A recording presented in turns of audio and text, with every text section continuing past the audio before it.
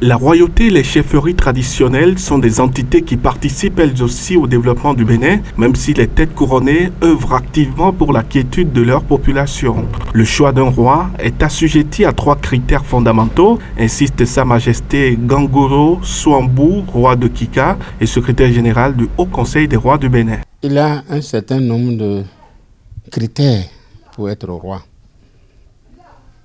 Et ces critères, le Haut Conseil à chaque fois essaie de les énumérer au cours même des conférences ou bien des débats ou des symposiums organisés par le ministère de la Justice qui dirige aujourd'hui la société civile. On a assez parlé. Mais avant d'en arriver aux critères, je vous dis qu'il y a une hiérarchisation au niveau de la chefferie traditionnelle. Il y a le roi, il y a le chef traditionnel, il y a les chefs de culte endogènes et le dignitaire ordinaire. Maintenant, en ce qui concerne les critères, nous avons retenu 3 critères essentiels pour être désigné roi. Le premier critère, c'est les racines historiques du royaume. Donc, cela signifie qu'il faut l'appartenance à une ou plusieurs dynasties remontant aux origines du royaume. Pour être tu prouves que tu es de cette lignée ou de cette famille, parce qu'en fait, l'entité est liée à une famille ou à un liage ancestral. Donc, bon, ça. Le deuxième facteur, c'est les racines politiques et juridiques. Cela signifie que il faut une reconnaissance juridique des pouvoirs qui t'entourent et qui te reconnaissent comme chef. Le troisième critère, c'est la base géographique. C'est-à-dire, quand on est roi, on a un territoire connu, accepté par ceux que tu commandes et qui sont autour de toi. Donc voilà à peu près énumérer les critères qui permettent la désignation d'un roi au Bénin.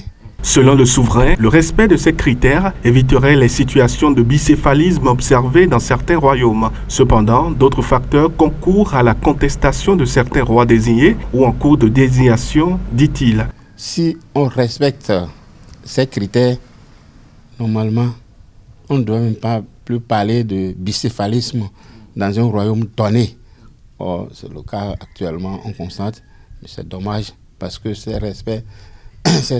ces critères ne sont pas respectés, non seulement par ceux qui sont chargés de les exécuter, mais par ceux qui sont chargés de les aider également à exécuter ces critères. Cela ne veut pas dire qu'il ne doit pas avoir contestation.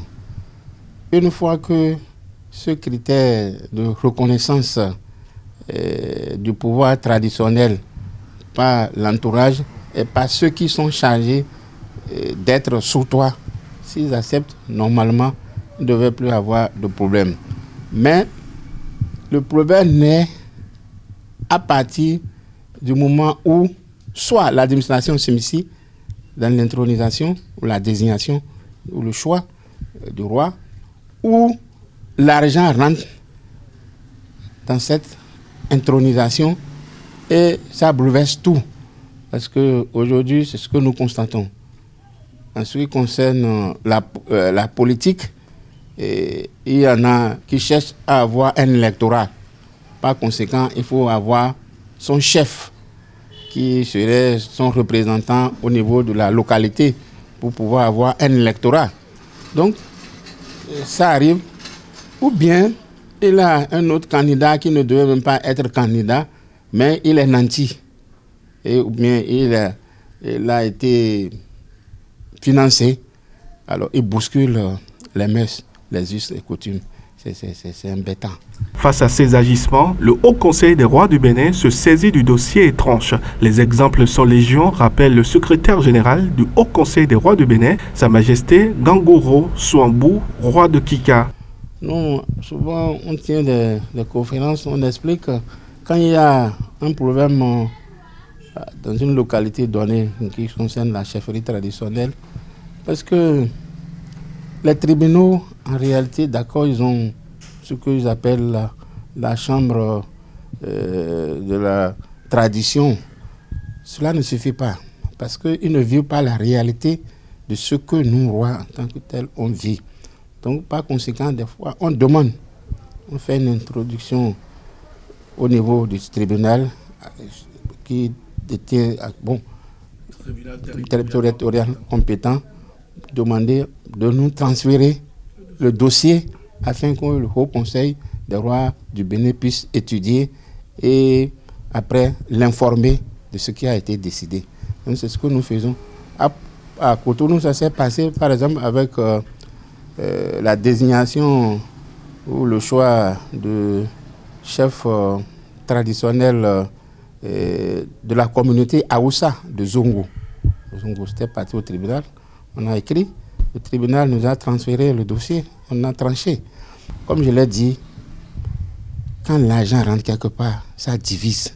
L'immixtion de l'administration ou du politique dans les affaires de la chefferie traditionnelle au Bénin engendre parfois des divisions qui affectent sérieusement non seulement le royaume, mais aussi et surtout les populations.